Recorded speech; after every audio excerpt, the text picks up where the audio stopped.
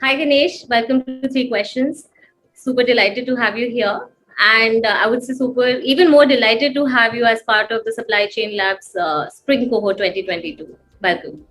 Yeah, thanks, Sneha. Happy to be here and share what we're up to. Super. So, Ganesh, before we get into our three questions, I would love to understand from you a bit about a bit about your history and a bit about what Stylumia does, and then we basically dive in. Yeah, engineer by background, been in the fashion and lifestyle brand and retail space for over 20 years.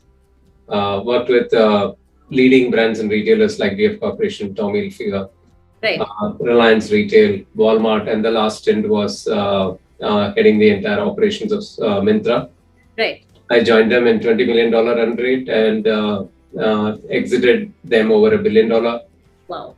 Transition into Flipkart, and of course, I was not there when the Walmart transaction happened, but before that. Super, super. And can you get us a bit more info on what Stylumia is, if that's okay? No, absolutely. I've been in the over these 20 years. I along with my team members have taken a lot of decisions in bringing selection of products to customers, whether from a brand perspective or from a retailer perspective, or from a multi-brand retailer like Myntra, where I was responsible for bringing 2,000 plus brands into the platform, apart from the private brands. But just to tell you on my reflection that my choices, along with my team choices of predicting new product success, was very close to coin toss. Wow. If I had to make myself vulnerable, if you had to make that prediction, I'm not undermining you, anybody for that matter, you would make as good a decision or better than expert like me would have done. So that's not a problem that one brand has. It's a problem across the world. Now that was revealing, saying that in spite of all the tools and solutions today, so much of error, in spite of all this expertise. So what we realized during my Myntra stint was, as a technology company, how can we solve this problem? So this led to an experimental brand creation, and I was spearheading that to test the hypothesis. The industry is pushing products to the consumers. Can we reverse the pyramid and say, let's use data, which is consumer demand, and then see, using this data, if we made products, will it work better? So it was a question, and people said may or may not. Even internally, people did not believe. So we said, okay, let's launch. So we created a small team of, except me, nobody was from fashion. We just wanted to have an outside-in view. And I was a believer in data, therefore it all came together well. Fast forward, this brand, which is data-driven, I would say a consumer-driven brand, outperformed the rest of the brands in the portfolio by a factor of 100%. On revenue velocity, inventory turn, and profitability. It was an eye-opener. Not that we connected all the dots, the white space was so huge.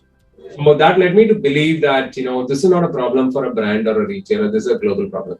Yeah, it's a mass problem for sure. Yeah, it's a huge problem, and why not we solve this? And that's the creation of Stylumia. Here we are. Wow. So okay, clearly, and you say 20 plus years, and obviously the name of the brand's insane journeys what you've had. Is this? I mean, this was at the point. As in, obviously, it was the understanding of this, but what mentally, was there a trigger of impact somewhere lost or found in your own journey of this? Absolutely. I think, I also spent a good amount of my time in supply chain, right? Initial part of my career was in the back end of supply chain of this industry. And then in the front end, always going closer to the consumer attracted me. But I think the revelation came, when I read that fashion is, one of the top 3 in generation of carbon footprint in the world. And sometimes you don't even realize that you are contributing to this problem. Right. And initially, it was about efficiency, effectiveness. As a supply chain guy, I used to think that, let's improve the efficiency of the value chain. But, this was revealing, saying that not only we'll create an economic impact, we'll also create an environmental impact at a global scale. So we'll have a purpose beyond making something efficient. No, and that's totally the need of the hour for sure. And I think, I mean, and this is what data is also showing, businesses which are more involved with purpose actually end up doing better. Cool. So, Ganesh, then, talking about the whole of profitability, right? So, Stylumia does fashion forecasting, and, that you forecast the demand as well. How does it, for brands who are going out there, starting or even have been in the, industry, especially right now when it's just mad with all these, sales and this and that, like how do you like cut in? How does Stylumia really help these brands to, get ahead?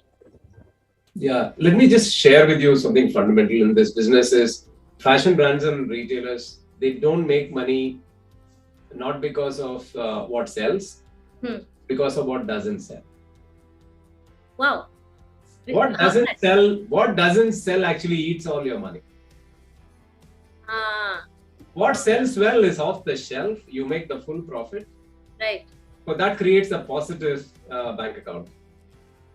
The negative bank account is what doesn't sell. And that's huge. And the numbers, to talk about this at a global level, over 150 billion products made every year, and 1/3 of it go to landfill. Now, and that's the supply demand gap. And a fair amount of them don't sell at full price. So there is a value erosion because it's selling on discount.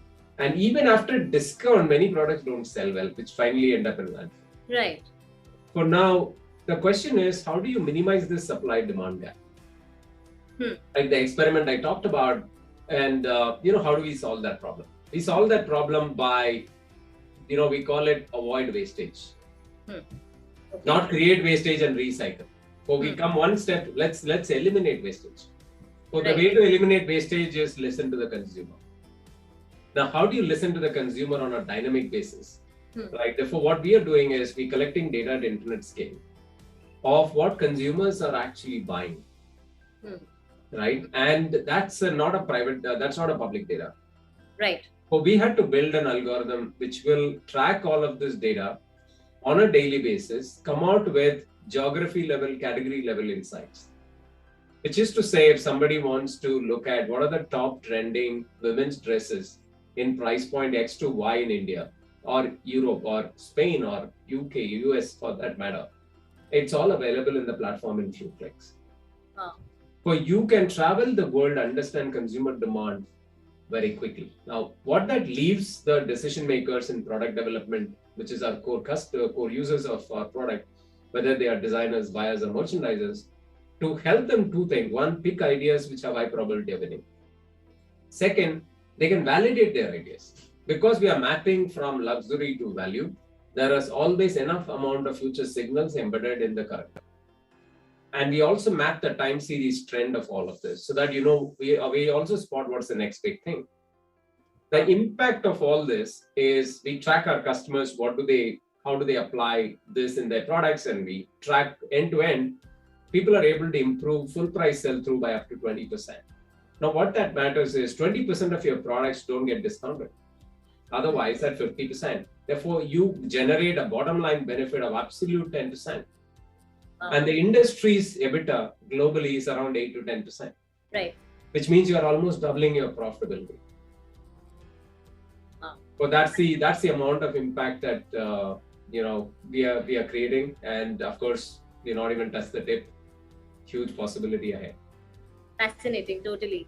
And just out of curiosity, out of what market is like, as in the most density of shopping is happening? I know that's just a personal question, but is it Spain? Is it India? From all the geographies that you track? I think if you just look at globally, I think number one retail market is US. Right. Right. Of course, there is China on the other side. If you leave that, then Europe, then UK, and India is number 6. Wow. Right. Okay. UK is number 5. I think these positions are changing because India is also, consumption is increasing. For us, US, Europe, UK, and India are really big markets. At least in the next 2-3 years. I mean, all of us, there's such a shift, right? In the last 2-3 years, I think post-pandemic, most people, I mean, obviously everybody is shopping more, but you start to hear more. I had this friend who's like, oh, I'm just going to buy this dress and wear it for 4-5 weeks. And, it's hot and rubber it and then I'm done. Then I'm just going to throw it away. So it's just that, maybe accessibility and the prices, it's just insane how the mindset at every level, not just, You don't have to be like super rich to be doing this. It's everywhere at all levels. You can easily just buy and throw. That's how it has become, and I think that's a change I'm like starkly seeing. Yes, Neha, I think the affordability is definitely increasing consumption. In fact, consumption per year, per capita consumption of fashion has significantly gone up. So, but what is not clear, I think the education awareness, I think, is a responsibility for brands to educate consumers, because Right. brands are looking at economic growth, and at the same time, if consumers are really aware that by using and buying more and throwing and actually spoiling the planet, and I think the consciousness is coming, right? But if I ask you one question, or anybody listening to this, how many products that you have in your wardrobe? I ask this question many a times. How many have 100 and above? Most of the people raise their hands. 50 to 100, almost all the audience. But if I ask the next question, how much of this we actually use frequently? 10 to 20% is what I hear. So we are all thinking that what's going out of the store is consumed. Right. But it's Over not. 80% of them is not. And Mm. brands are thinking that this is sale and this is demand. So I Mm. think we also don't know real demand of products. We Wow. know what is purchased, but we don't know what is used. Huge scope. Wow. We are not It, even penetrating wardrobe consumption, right? And that's the real demand. If we only knew that only those 20 things that you frequently use, why would brands make so much variety, right? But there's a lot to do here. wow. Goosebumps, really, I never imagined that step two of that, and obviously there's a lot of these reselling and all of this is coming, but again, it's nowhere reduce is happening, right? All is recycle and this and that, but reduce is what we I think is the need.